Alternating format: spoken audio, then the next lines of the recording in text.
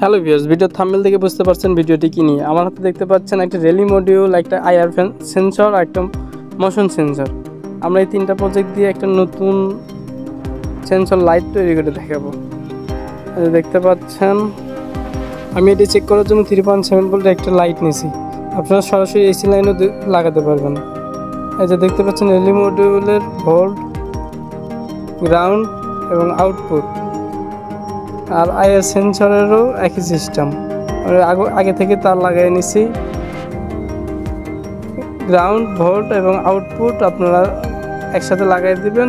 এবং ভোল্ট যেটা, এটাতে ব্যাটারি প্লাস এবং গ্রাউন্ড যেটা, এটা ব্যাটারি মাইনাস সংযোগ দিলে আমাদের এটা কাজ করা শুরু করে দিবে।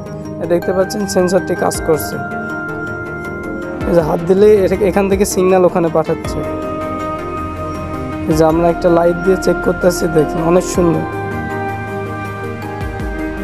ঠিক একইভাবে আমরা যদি মোশন সেন্সর দিয়ে চেক করি তাহলে আমরা দেখতে পারবো এটার রেঞ্জ অনেক বেশি পরিমাণের, এটা অনেক দূরে থেকে কাজ করে।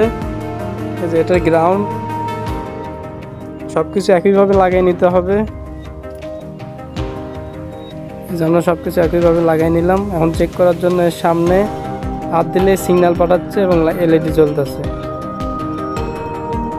এর সামনে হাত দিলে সিগন্যাল পাঠাবে এবং এলইডি জ্বলবে।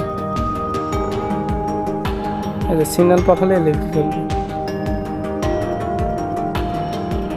ঠিক একইভাবে যদি আমরা আউটপুট চেঞ্জ করে দিই তখন সিগন্যাল থাকাকালীন এলইডি জ্বলবে না, আর যখন সিগন্যাল না থাকাকালীন এলইডি জ্বলবে।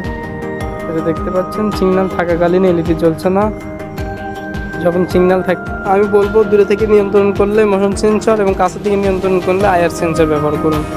দুইটাই অনেক ভালো মানের মডিউল। ভিডিওটি ভালো লাগলে লাইক করুন। ধন্যবাদ।